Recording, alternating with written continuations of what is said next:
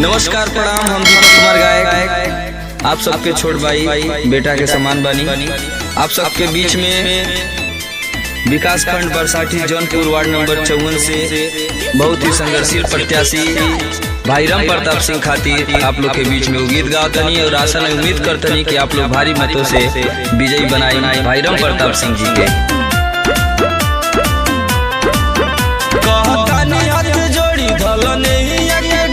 लहरिया में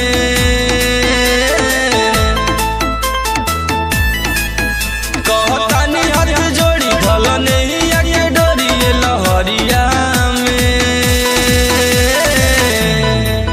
भैया जती है तो करी है विकास होई कुछ खास है गौआ नगरिया में। भैया जती है तो करी है विकास होई कुछ खास है जिला जवरिया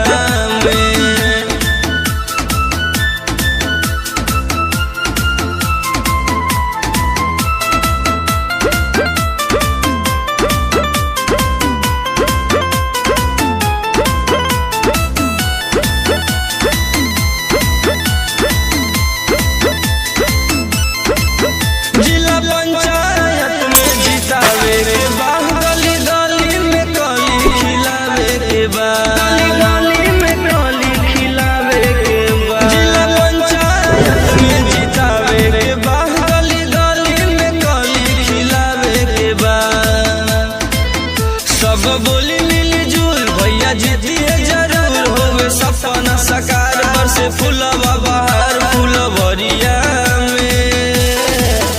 भैया जीती है तो करी है विकास होई कुछ खास है गौआ जवरिया में। भैया जीती है तो करी है विकास होई कुछ खास है जिला जवरिया में।